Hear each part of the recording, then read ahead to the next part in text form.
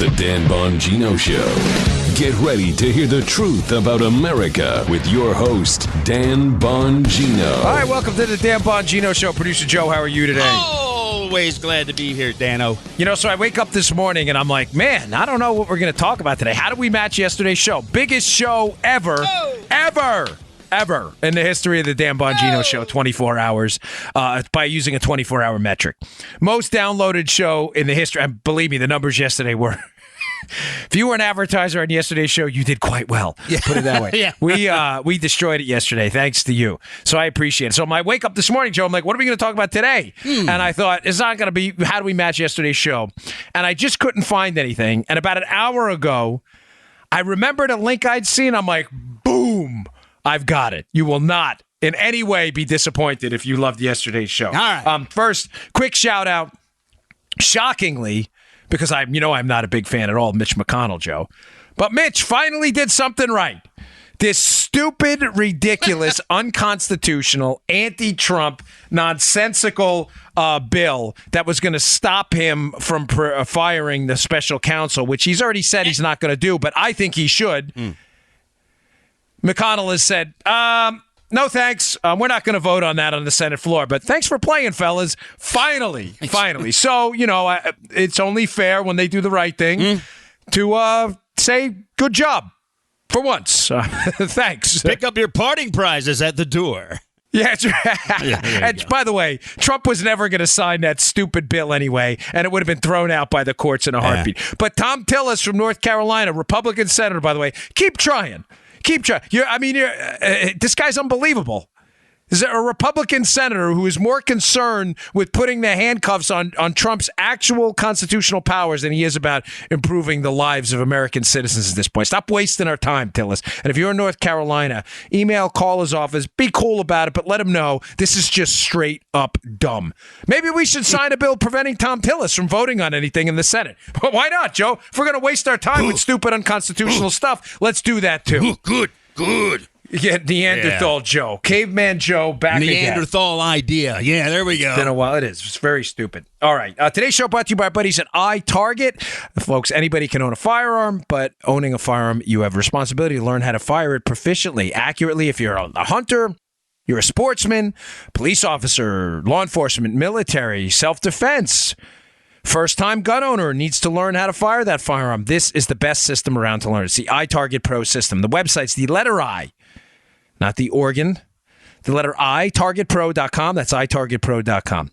What will this do? Well, one of the best ways to learn to fire your firearm is to dry fire. We used to do it in the Secret Service. We put a dime on the end of the firearm near the front sight, and you pull the trigger on a safely unloaded weapon. Check it twice. Check it 3 times. Make sure that thing is unloaded. You can't afford to make a mistake there. Put that dime on the front of it, and when you safely pull the trigger on an unloaded weapon, the dime doesn't fall off. You're learning how to pull that trigger back to the rear, slowly, controlled. You don't jerk it so the gun goes to each side, and you make sure those sights stay aligned, right? Well, you could take that dry fire practice to the next level with the iTarget Pro system. They will send you a laser round. You drop in a firearm you have now. You don't have to do any manipulations. Not going to damage your gun at all. And when that laser round is in the chamber, it's going to emit a laser, and you can now see where the round would have gone because they'll send you a target, too. So instead of dry firing going, I think I was accurate. Now you'll know. You can move the target around. You can hang it on a door, do whatever you want to do. People love this thing. They can't put it down. The reviews I get on it are fantastic. The website is itargetpro.com, itargetpro.com. Remember, competitive shooters dry fire 10 times more than they live fire at the range. The range can get expensive. Practice your dry firing. Go to itargetpro.com. Pick it up today. Use promo code Dan for 10% off.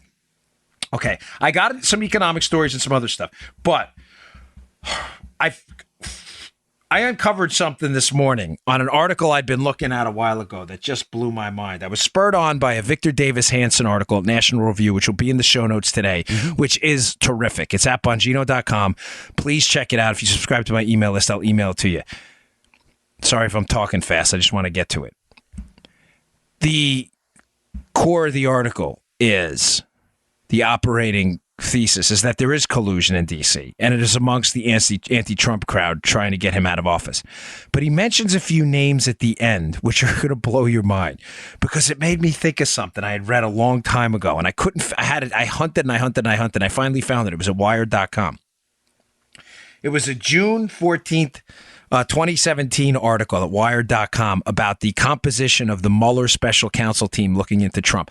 For those of you out there, again, who amazingly still seem to believe Mueller's a good guy, it's a small group of you, not a knock on you. Do your thing. I'll do my thing. That's cool.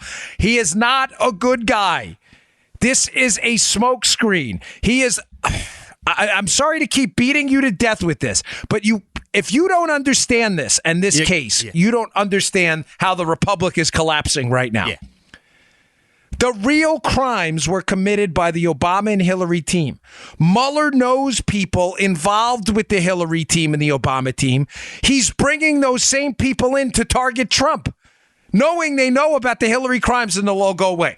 I found two more, and I want a big hat tip here to Victor Davis Hanson.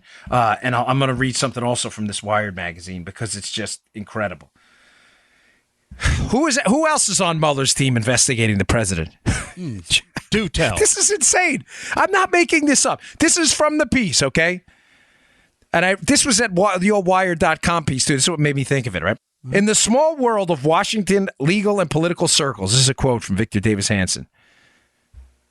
Mueller investigator Aaron Zebley was Mueller's chief of staff while Mueller was the FBI director. And he was yet another partner at WilmerHale. Who is this Aaron Zebley, by the way? Yeah. He's on the special counsel team investigating Trump. So Aaron Zebley, just so we're clear, Joe, worked with Mueller at the law firm he worked at, WilmerHale, and was also his chief of staff. Okay, what's the problem? So Mueller picked people to investigate Trump, who he knows. Oh, wait. Oh, there's another person he worked for? I continue. I know this guy, by the way. The guy that I'm going to get. This is why this is such a big deal to me. And I was like, boom, how did I forget that? Zebley had recently represented Justin Cooper. Cooper, remember, testified that he had set up Hillary Clinton's private server and then used a hammer to destroy some of her mobile devices, leaving the FBI unable to acquire them during its investigation. So let me get this straight. Again, Mueller's a good guy, right? For some of you out there who believe, or some of you don't believe, some of you just believe, he's nonpartisan, he's doing his thing. Don't you worry. Mueller's going to come out and be vindicated at the end. He's really operating against the Clintons. Really? He's operating against the Clintons using an attorney on his special counsel who represented the guy who actually destroyed the server and the BlackBerries. Explain to me again how that's not a conflict. Let me just walk you through what I just said again, folks. Listen, I love that you listen. I really do. But for those, I can't understand. It's a very small group. The 99.9% of the emails I get from listeners are overwhelmingly positive. I am not attacking anybody. I love that you're here. I love the diversity of opinions. I love the emails back and forth. But you email me. I can't email back personally. So this is the way I debate. I get a few emails still insisting Mueller's some kind of white knight in this. Mueller's a white knight in this who's going to somehow find or refer, as he did with Cohen, the lawyer, he referred that to the Southern District, meaning I can't look into this because it's not Russian related, but I'm going to refer it somewhere else. You're suggesting to me he's going to find evidence of this Clinton thing and refer it elsewhere when one of his lead special counsel investigators he's using was the lawyer who represented the guy who was involved in the destruction of the Hillary Clinton server. That's what you're telling me with a straight face.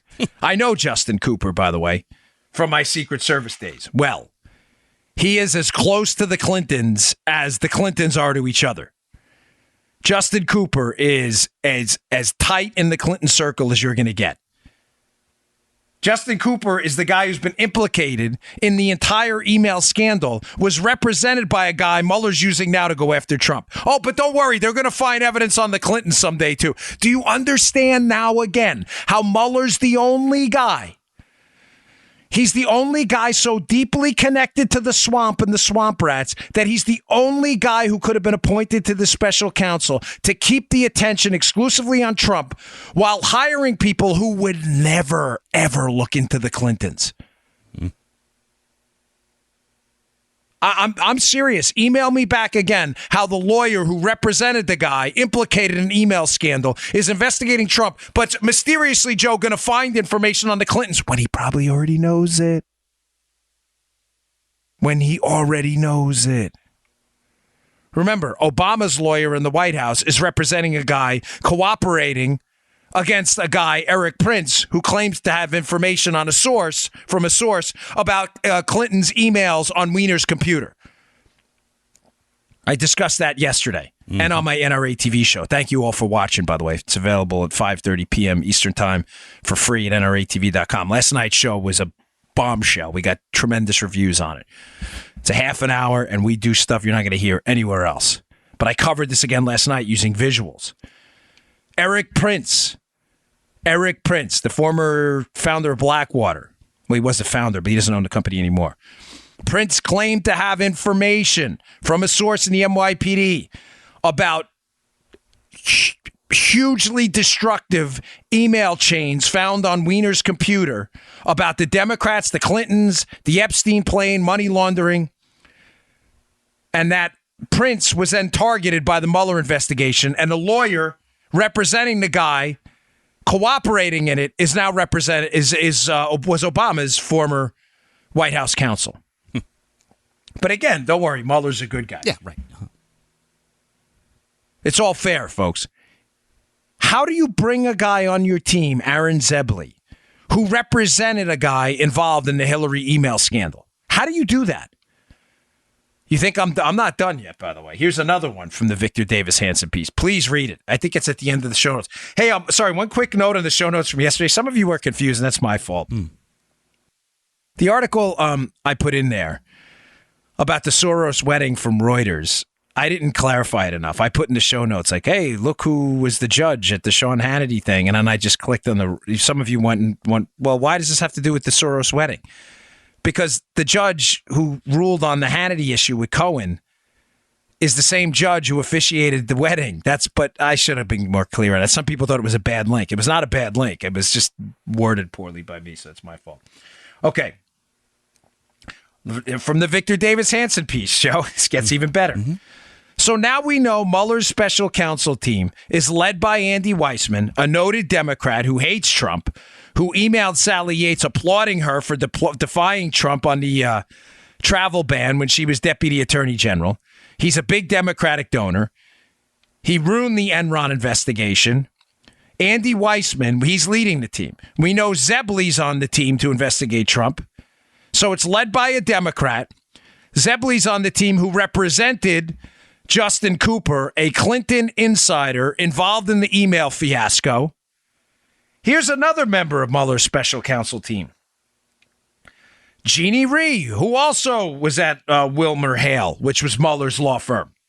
So he picked her too, Joe. Jeannie Rhee. That's a new one on me.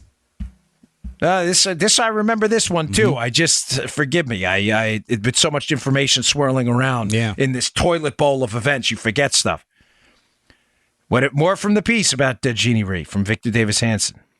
She was another significant donor to the Clinton campaign effort, and she was another Mueller attorney who had represented someone deeply involved in a recent Clinton scandal. Oh, what scandal is that? What scandal is that? Jeannie Rhee, again, a member of Mueller's special counsel, had recently represented not only the Clinton Foundation, also represented by Kathy Rumler, White House lawyer for Barack Obama, who also worked with Andy Weissman on the Enron case. Rumler, Weissman, Rumler, Weissman, Weissman, Rhee, Weissman, Zebley, Weissman, Democrat donor.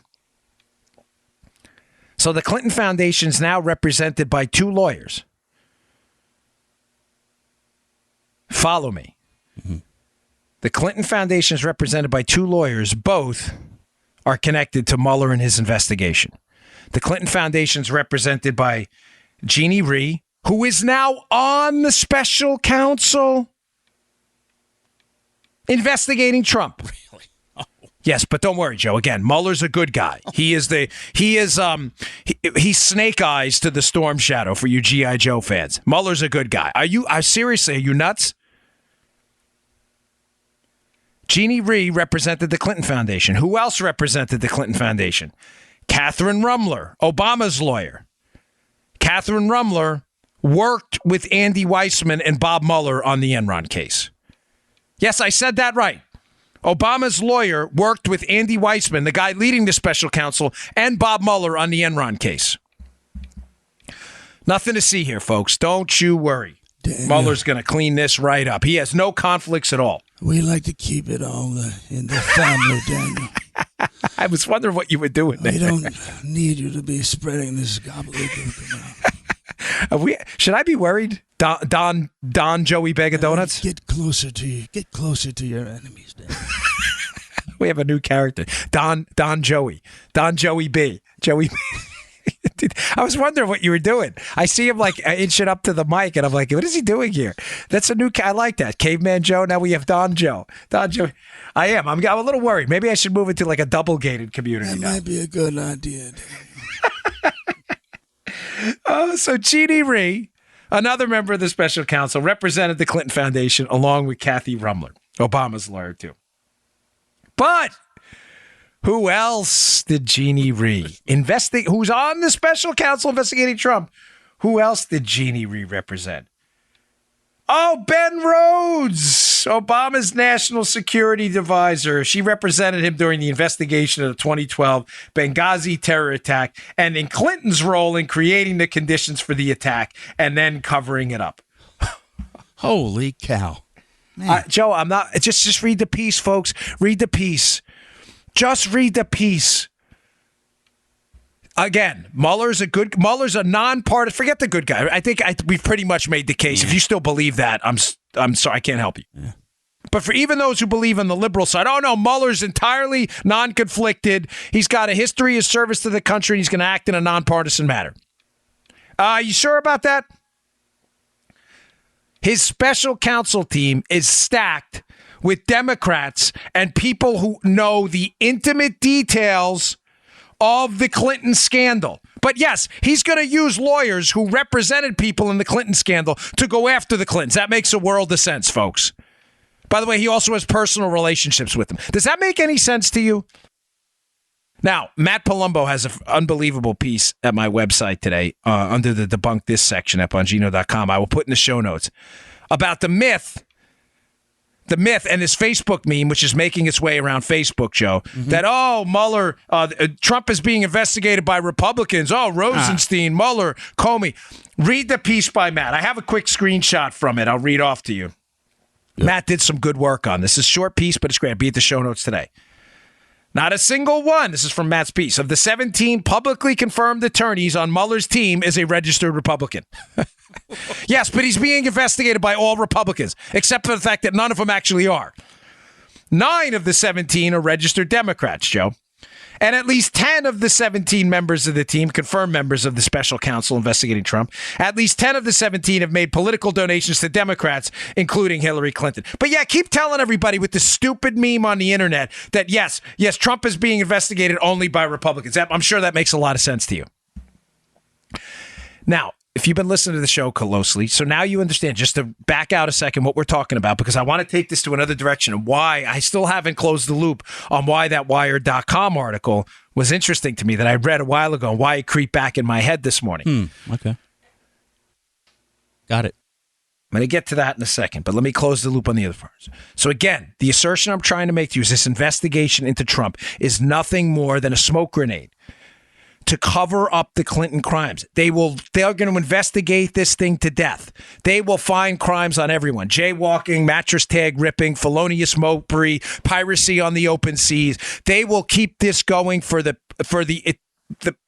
perpetually if they have to keep the attention on Trump so that DOJ and Trump never investigate the Hillary crimes. Mueller brought in people specifically who understand the Hillary crimes. That way they can make these things. Nothing else makes sense. That way they can make them go away and investigate Trump.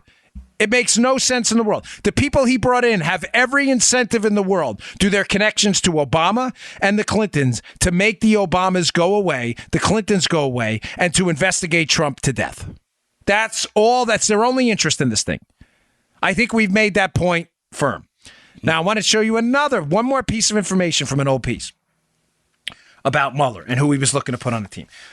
Hey, before I get to that, Freedom Project Academy. Thank you for sponsoring today's show. We love Freedom Project Academy. Hey, America's schools are nothing like we remember growing up. We grew up in safety, and learning was more important than safe spaces and liberal propaganda. And even though technology continues to offer new opportunities for learning, I think we can all agree that traditional moral values, once woven into the fabric, I can never get that right, once woven into the fabric of the classroom, have practically disappeared. They have.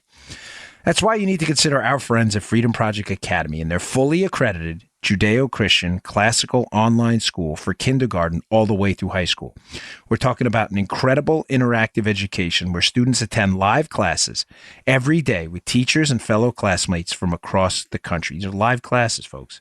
Freedom Project Academy doesn't accept a penny of government funding, and this allows them to stay committed to teaching students how to think, not what to think. Families can enroll students full-time, or you can start with just a single class. It's entirely up to you. Go to freedom4school.com. That's freedom, F-O-R, school.com, freedom4school.com, and request your free information packet from Freedom Project Academy today. Enrollment ends in July, but classes fill up fast. That's freedom4school.com. freedom4school.com. Don't forget to tell them the Dan Bongino show sent you, and they are filling up fast. Dave sent me an email, as I told you a couple weeks ago, saying that a lot of these classes were getting stacked up quick. So freedom4school.com. Okay. Now, I go back to this Wired.com piece, which I will put in the show notes again today. It's an older piece. It's from June of 2017. And this is interesting because it's before any of the text messages had broken from the two lovebirds, Paige and Stroke. I want to read to you something, a piece, and this should really cook those eggs over easy or sunny side up pretty darn good. Also, while special counsel's office, talking about Mueller obviously, has yet to make any formal announcements about Mueller's team, it appears he has recruited an experienced Justice Department trial attorney, Lisa Page. A little-known figure outside the halls of Main Justice. Folks. Dude. Is that crazy? Bob Mueller, according to this is not me saying it. This is a Wired.com piece. I'll have it in the show notes at the end. Read it yourself. Bob Mueller was actively recruiting Lisa Page. They acknowledge who was little known. Why would Bob Mueller go for Lisa Page? Now, Lisa Page, by the way, the paramour of Peter Strzok, the two lovebirds that were texting each other back and forth about how much they hated Donald Trump, about an insurance policy against Donald Trump, about how the president wanted to know everything. That's their text, Lisa Page. You may say, fairly enough, if you're a liberal listener, you may say, well, Dan, to be fair, Comey got rid of Lisa Page and Peter Strzok off the team. He did recruit them for the team. Yes, only after the text became public. What I'm suggesting to you is, are you seriously telling me, given Mueller's history of recruiting Clinton insiders, Zebley, Rhee, working at least with Rumler on this prosecution of using Nader, Lisa Monaco, who was a big proponent of this, having worked for Mueller in the past. She wasn't on the special counsel, but having worked for Mueller in the past. Are you suggesting to me that he wasn't aware that Lisa Page couldn't stand Donald Trump? How do we know that? We've seen her texts. Mueller was actively recruiting Lisa Page. They acknowledged she was little known, so why bother? Folks, this is more evidence that Mueller was actively seeking anti-Trumpers out. The only reason he let Page go was because the text became public. That's it. I'm telling you, I think he already knew that Lisa Page couldn't stand Donald Trump. That's why he recruited her. Let me read that to you again. Sorry, I actually took it off my own screen.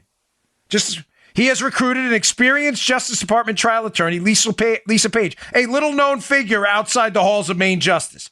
So she's little known. What's she going to offer to the investigation? The answer is she's going to offer anti-Trump animosity, which is what they needed.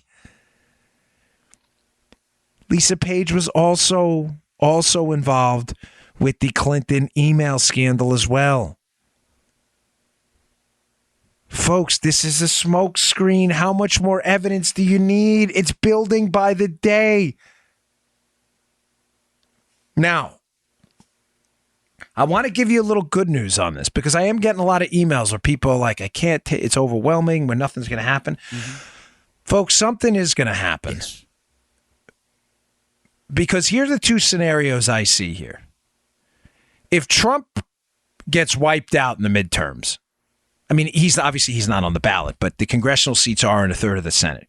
If the Democrats take over, it is going to be open season on both sides.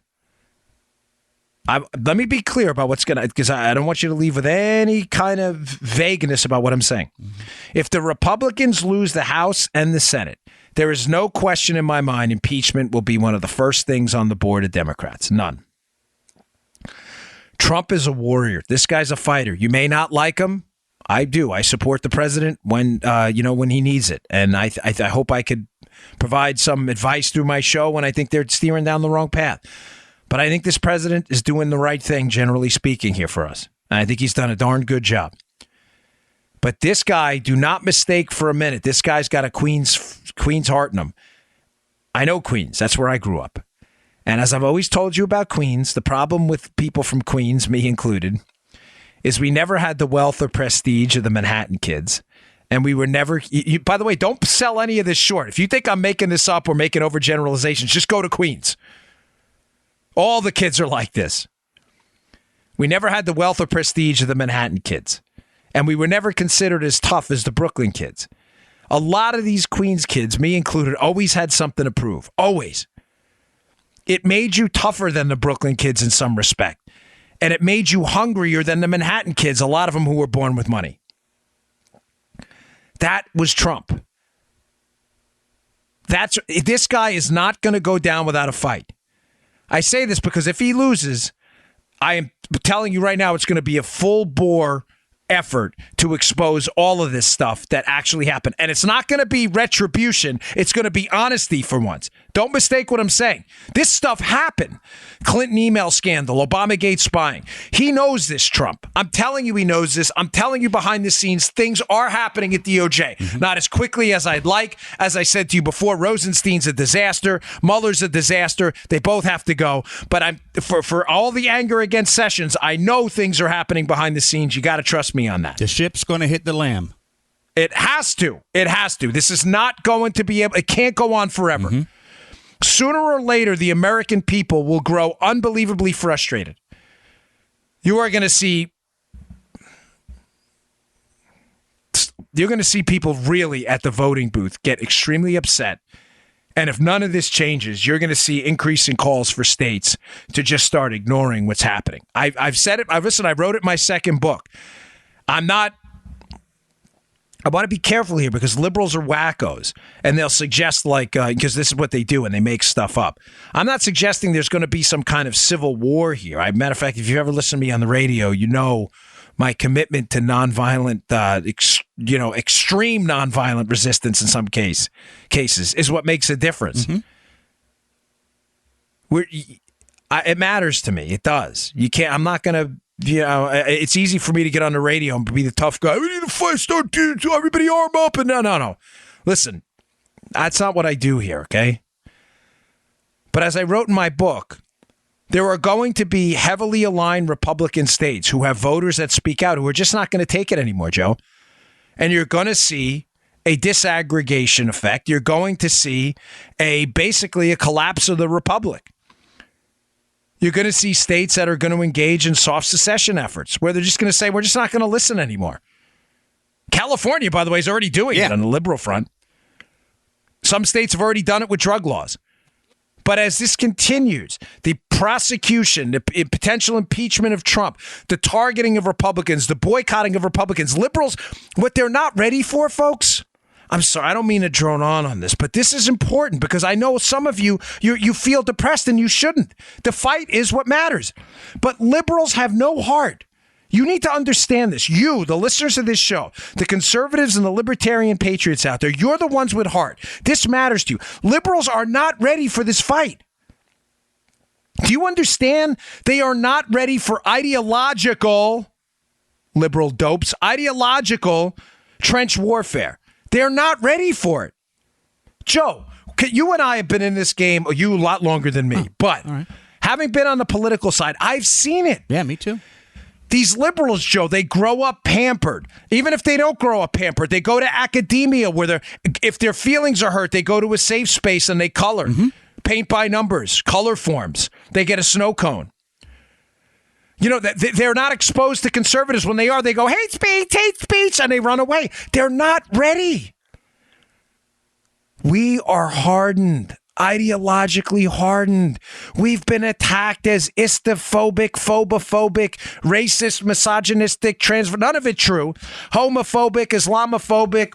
As I tell you, istophobic, phobophobic, phobophobes. I'm going to put that on a shirt once we get the store rocking. We have been attacked forever. We've been attacked on basic facts where we've been forced to go back and read, and our brains and our emotions, our souls, our spirits are battle hardened for this. They're not ready. They're not ready for what's going to happen when they impeach the president. When they come after Republicans, again, Hannity, Limbaugh, Beck, Levin, whatever, when they come after everybody, they boycott. They don't understand we're ready. Boycott me. I got my savings. I'm okay.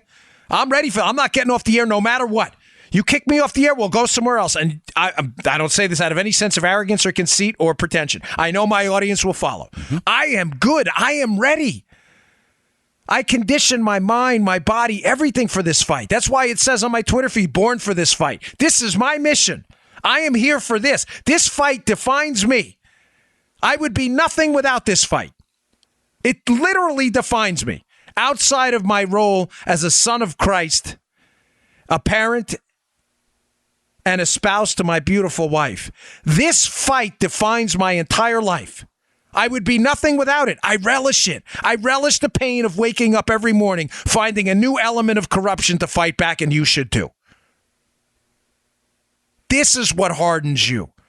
This is what makes that steel in the fire, boom, boom, hitting that hammer. Liberals are not ready. They're not ready for what's going to happen when they continue destroying people culturally, economically, and politically. When one day, Joe, they wake up and go, pardon me, but a big F. They're not ready. They sit there in their pajamas drinking hot cocoa in their safe spaces. They're not ready for this fight. All of these negative emails I get from people, I'm tired, I'm upset. Do you understand each drop of emotional outrage is hardening your soul for the fight ahead? Sooner or later, these states are just going to say, we're done. We're not doing it. I'm sorry. Thanks, but no thanks. We're going to enforce immigration policy. Oh, the Justice Department is going to sue us. Sue us. Fine. We're not going to pay. We're not going to give you funds. Don't give us funds. We don't care. By the way, we're going to kick the FBI office out of Texas or whatever it is. We're not going to, folks. I'm just telling you. Like again, I am an enormous proponent of ideological fights. The left embraces violence, not us. But sooner or later, they are not ready for this fight.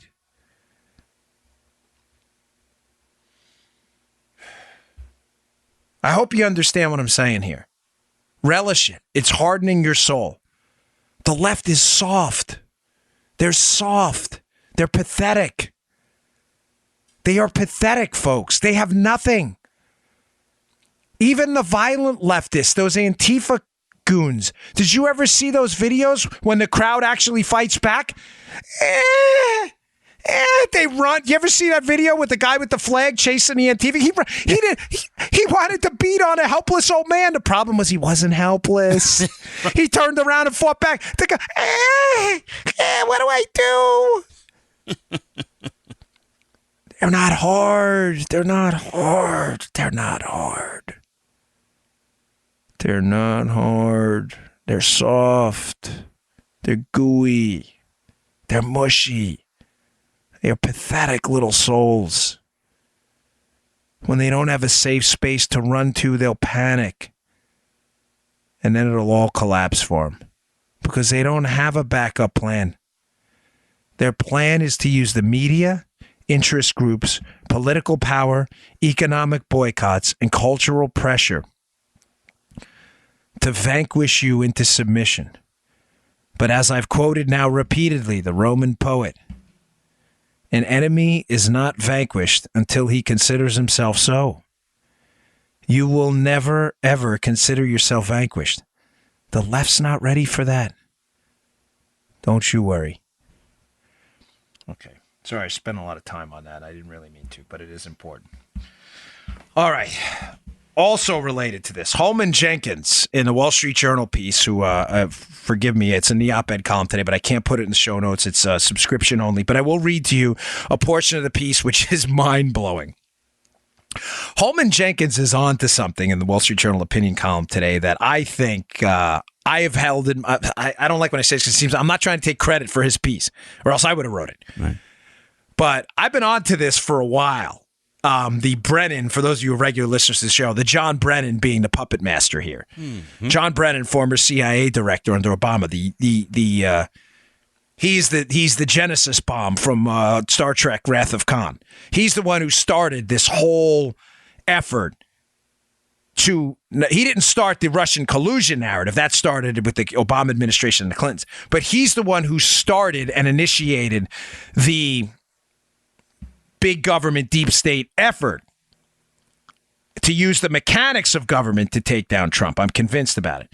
Now, something Holman Jenkins hints at in his piece today, but doesn't hit directly, is a fascinating angle on this story, which I haven't brought up in a while. Jim Comey keeps going out on his book tour, Joe, and he keeps saying on the book tour that there's this piece of information about Loretta Lynch. Some of you may have heard it in interviews. Some of you may have missed it. But he keeps insinuating, to boil this down to a bullet point, that there's a piece of information about Loretta Lynch. You've heard it, right, Joe? It's going to be groundbreaking, and this is going to blow this whole thing open, but I can't say what it is. Well, Jenkins kind of mocks that and goes, well, we already know what it is. It's already been leaked. So I think Comey's just doing it to sell books because he's a fraud. Jim Comey has completely outed himself as a fraud. He's a clown prince of felonious mopery on the open seas. Oh, yeah. Here's the piece of information Comey's referring to. There was an intercepted Russian document. Follow this. It's important. The intelligence community in the U.S. intercepts this Russian document before the election. Mm-hmm. In the document, they cited, this is according to Jenkins' piece, a Democrat Party email that in turn referred to a private conversation in which Attorney General Lynch assured a Clinton aide that Mrs. Lynch would sit on the email investigation. Let me explain it because it's a little confusing. Our intelligence community, likely the CIA, maybe someone else, maybe the NSA, we're not sure, intercepted a Russian Joe communication. Gotcha. In the Russian communication, the Russians are talking about an email between Loretta Lynch, Joe, and the Democrat operative where Loretta Lynch says, hey, don't worry, we're going to sit this Clinton email investigation out. Now, imagine you're an intelligence operator in the United States. You're on the intel desk intercepting Russian comms, and you see, and you're listening to this or reading this email live. Vladimir, this is this is Oleg. I have an email here from Loretta Lynch saying they're going to sit on the Clinton investigation. That's a gold mine. Is it not? Mm-hmm. Here's the problem, folks. The email was likely fake. Not fake that it was from the Russians. But it was who are not our friend. Don't make no mistake what I'm saying in any of these shows. But the email was fake. the Russians knew we were listening, and in kind of a triple, quadruple reverse psychology move, the Russians sent it knowing it was fake to get us to respond to mess with the election, because that's what the Russians do. There's a strong likelihood it was fake. I'm not suggesting to you, by the way, that Lynch did not conspire with people to make the Clinton investigation go away. I'm simply suggesting to you that the Russian communique was not, in fact, an accurate portrayal of an email from Lynch. You get what I'm saying, Joe? Does that make sense? Oh, yeah. Now, I considered this a while ago, but Jenkins nails it. He kind of alludes to it. He says, listen, we're going to need some answers before we have an honest account of the 2016 election. He goes on. Which U.S. agency provided that intelligence to the FBI? Who gave that to the FBI? The fake Russian intercept. No, I mean the real Russian intercept on the fake information. Was it the CIA? Was it the NSA? This is where it gets good. Was Mr. Comey advised it might be fake? Or did the FBI, whose province is domestic investigation, only discover it was likely fake after questioning the U.S. citizens named in the intercept? Folks, I don't know if you see where I'm going with this, but this should blow your mind. Oh, I'm glad you said that. Mm-hmm. John Brennan hated Donald Trump. Hated Donald Trump. John Brennan, despite his assertions otherwise, was well aware of the information in the dossier about the P-tape and the other stuff. John Brennan goes up to Capitol Hill to meet with Harry Reid in August, pushes Harry Reid and others to push the FBI to investigate Donald Trump. Why would John Brennan do that? Folks, as I've said to you here repeatedly, John Brennan had no law enforcement powers whatsoever. John Brennan was the CIA director. They only gather intelligence. I've worked with these people over and over on multiple foreign advances during my time in the Secret Service. They do not have any law enforcement powers at all. They are simply, I don't mean simply to diminish their job. It's very dangerous. They are not law enforcement. They cannot arrest you, the CIA. That only happens in really bad movies. They have no law enforcement charter. Does that make sense, Joe? Yeah, it was CIA, NSA you're talking about. CS, NSA too. They do not have a law enforcement charter. All right. If you're John Brennan and you hate Donald Trump and you need to spy on Donald Trump using law enforcement courts, FISA court, the regular court, you can't do it. John Brennan cannot swear out a warrant in court no matter what. Right. He can't be an affiant. It doesn't matter how connected he is to Barack Obama. He needs someone in law enforcement to initiate this investigation. What if people in the FBI were reluctant? Or what if people in the FBI weren't so much reluctant, but said, hey, John, you know what? We don't really like Trump, which I think McCabe and Comey didn't. But we're going to need something a little harder here than just your opinion that you don't like Donald Trump. Oh, what magically appears, Joe? A Russian intercept that's fake. Hey, look what we've got, Jim. Look at this, Jim, a Russian intercept saying that Loretta Lynch may be conspiring with, oh, man, now we really got to get this thing going. We got to get an investigation going here. We got to crack this thing wide open. All right. I see where you're going.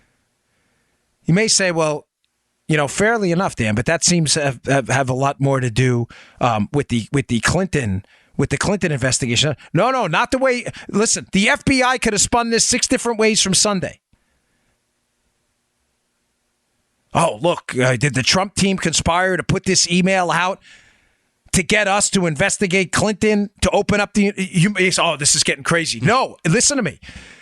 The way I want to know the deliberations on this email. Did somebody say, okay, this is fake? We know it's fake. We're going to tell the FBI it's fake, but we're going to tell them we think it's fake because we think the Trump team conspired with the Russians to get them to send that email to get us to investigate Loretta Lynch to hurt Hillary Clinton. You bet. That's complicated. Is it complicated? Are you sure? Comey is insisting that there's this bombshell. This bombshell may, in fact, be this Loretta Lynch email and the fact that they knew or did know it was fake, and that the reasoning behind it was used to further buttress a Trump collusion conspiracy theory. Let me be clear on it, because I know I confused you there. Jenkins isn't saying this, by the way. I'm saying it, just to be clear on what the article is alluding to. Right. The Russian intercept was likely fake. Did Comey know it was fake? Did Brennan tell him it was fake? If they knew it was fake, was that intercept used to further a law enforcement investigation into Trump, alleging that the fake Russian email was an effort between the Russians and the Trump team to conspire to pump fake information into our justice system to start an investigation into the Clintons? Does that make a little bit of sense there? Yeah, and it's not hard to believe. I mean, after all, the dossier was fake. The dossier was fake. That was used. Yeah. The dossier, the information, that was this used as a, oh, look, they're trying to put fake information about Loretta Lynch. Yeah. They must have been involved with the Trump team when they did this. Yeah. It's an important question. I didn't intend to spend that much time on that, but it is important we consider that. And I think Jenkins may know something that he may have a source on that because it's fascinating. Okay, one final read here, and then I got some other stuff I want to get to. All right, Filter By. It's spring cleaning time, and like Trump is cleaning out corrupt officials in the D.C. swamp, you can clean up the air you breathe and make your HVAC system great again. Love these guys. And folks, don't procrastinate. Otherwise, dust, mold, and pollutants will clog up your system, make your HVAC system inefficient, and will end up costing you a lot of money, like it cost me. Sounds like the federal government, inefficient, costing you a lot of money. Clean up the system with my friends at Filter By, America's leading provider of HVAC filters for homes and small business. This is a great company, folks. I really appreciate if you support them. You have air filters in your house. Use these guys. Stop using these other companies. This company loves this country. They carry over 600 different filter sizes, including custom options, all ship free within 24 hours, plus they're manufactured right here in America. Filter By offers a multitude of MERV options, all the way up to hospital grade, so you'll be removing dangerous pollen, mold, dust, and other allergy-aggravating pollution while maximizing the efficiency of your HVAC system. Right now, you can save 5% when you set up auto delivery, so you'll never need to think about air filters again. Save money, save time, breathe better with filterby.com. That's filterbuy.com, filterby.com. Okay, so some news of the day stuff I really should get to. Some good news on the economy, real good news. Another piece in the Journal today. Again, it's subscriber only, but I'll get to you the takeaways. Number one, investments up, folks. Investment's a big deal. If companies invest in their businesses and they produce new capital, it makes workers more productive. When workers are more productive and producing more stuff, they become more valuable to the company, which means what? They'll typically get a raise. That's why productivity and investment usually leads to wages. Investment's up. It's up 6.3%. Non-residential fixed investment in the first quarter. Very big deal. Equipment investments up 8.9%. Huge. Quickly, productivity. Capital added 0.3 points to productivity. In 2017 so far. That's a good number. Productivity installed under Obama. Productivity meaning how much output or stuff we're generating from the same amount of input or less. Good stuff. Raises, the 3-month period from January to March. The average increase year over year, the highest we've seen in a long time. Wages are going up. So I just wanted to put that out there. There's a lot of good news on the economic front. A lot of bad news with the debt, but good news on the economic front. Productivity matters. Don't ever forget the term productivity. It is everything in economics, folks. It is a measure of output, what we produce. It is a measure of output that's based on, obviously, inputs. Productivity grows when you generate more workers in your economy, when the same amount of workers produce bigger and better stuff. The only way they can do that is by investing in those workers, education, equipment. This is happening. I think we could be on the verge of something special here if we could just get our darn debt under control. Secondly, another story on Comey again. His hilarious attempt right now to cover up his misdeeds on the Flynn case. Remember I told you with Mike Flynn when they interviewed Lieutenant General Flynn that the FBI agreed he wasn't trying to be deceptive, yet charged him with false statements anyway? Mm-hmm. Another reason I believe they're covering for Clinton misdeeds. Flynn was obviously no fan of Clinton, right? They probably knew some stuff, so he's covering for the Clinton misdeeds. Comey's now saying on his book tour that he doesn't remember saying that. Well, I have an article from Byron York in the show notes today, Joe. This is great. Oh, there are transcripts of the hearing. Hey, Jim, you may not want to change your story when there's an actual transcript of you at a congressional committee suggesting that Mike Flynn was not being deceptive. There's, by the way, word for word transcripts, not summaries. So read the Byron York piece. You'll see how Jim Comey, again, if for those of you who believe this guy, oh, man, he's a real virtuoso. This guy, he is not. He's not a skilled liar. He's an awful liar. Oh, I don't remember saying that. Well, someone else did because they transcribed it. All right. What else we got here? Conflict. Don't get tripped up by the Gorsuch ruling yesterday. Okay. There was a ruling yesterday in the Supreme Court, and some folks who didn't, I don't think particularly understand, newly appointed by Trump, Supreme Court Justice Neil Gorsuch, who's a great guy. I don't think people understand what happened. Just a quick synopsis of what happened yesterday so you're not misled by liberals or, sadly, some Republicans who I don't think really understand what happened and are just trying to take pot shots at Gorsuch because, he ruled against Trump. He didn't rule against Trump. There was a case, Sessions versus DeMea.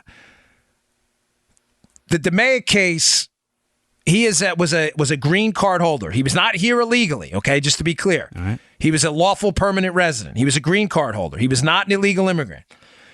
But he committed a crime, I believe it was burglary, and under this stipulation of crimes of violence, you can be deported even if you're a green card holder.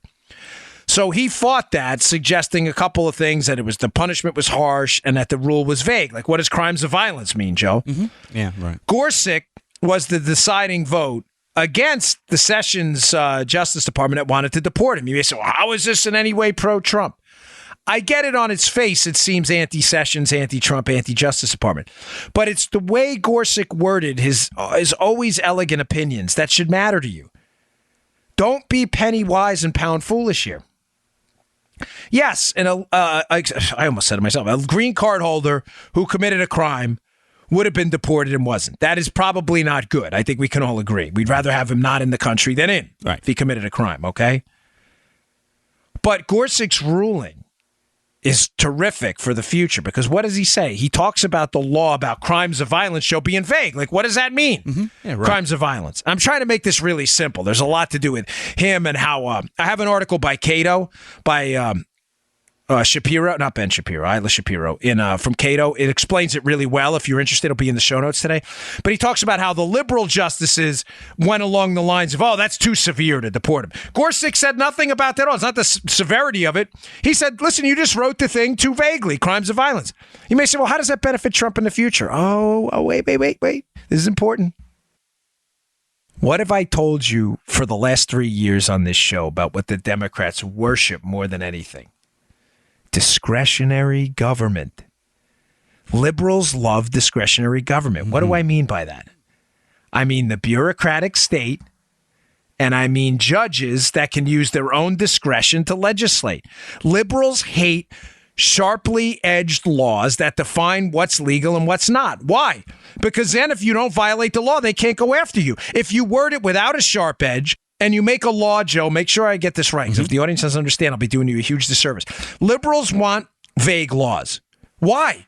Because then they can go after Joe for felonious mopery. Yeah. What does it mean, felonious mopery? I don't know. We just made it up. We'll figure it out. We'll figure it out later after we arrest Joe. Exactly. That's what they do. They don't like laws that say we can only arrest Joe if Joe produces a firearm and steals money from a bank. They hate that. That's too strict.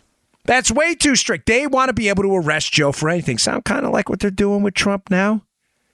It's a campaign finance law with his lawyer. Is it? Are you sure? We think so we're going to raid his office.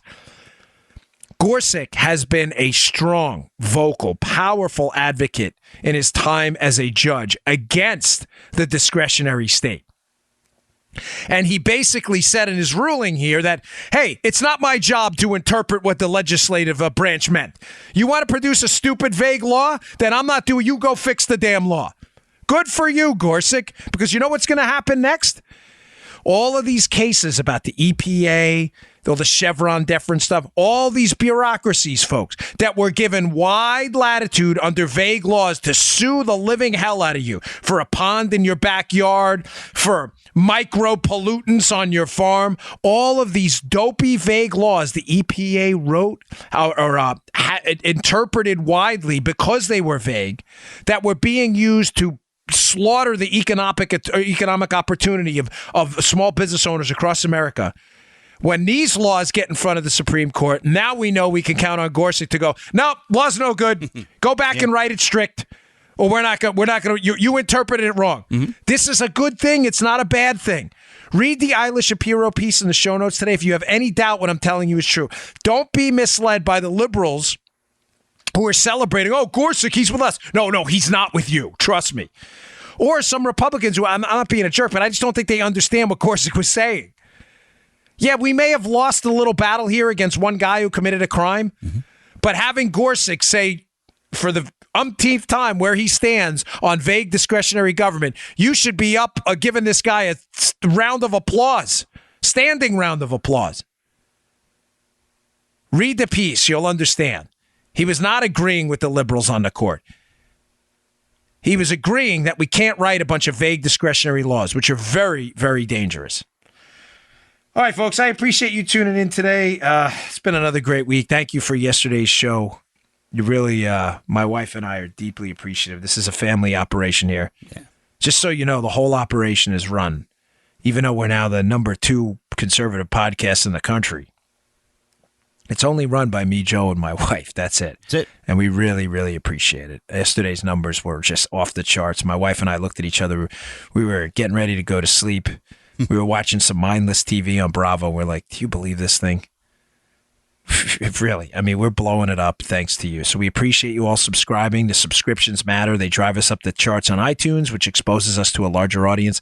Also on Spotify, iHeart, SoundCloud, and please, our YouTube channel as well. If you subscribe to our YouTube channel. Oh, give me 1 second on this. I just want to find. I'm sorry, folks. I don't mean to keep you, but I want to give you the exact link on YouTube because if you subscribe on our YouTube channel, it really helps us as well get this stuff.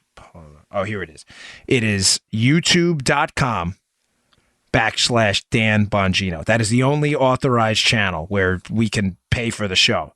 youtube.com/Dan Bongino. youtube.com/Dan Bongino. Straight through. youtube.com/Dan Bongino. Thanks a lot. I appreciate it. I'll see you all tomorrow. You just heard The Dan Bongino Show. Get more of Dan online anytime at conservativereview.com. You can also get Dan's podcasts on iTunes or SoundCloud. And follow Dan on Twitter 24/7 @DBongino.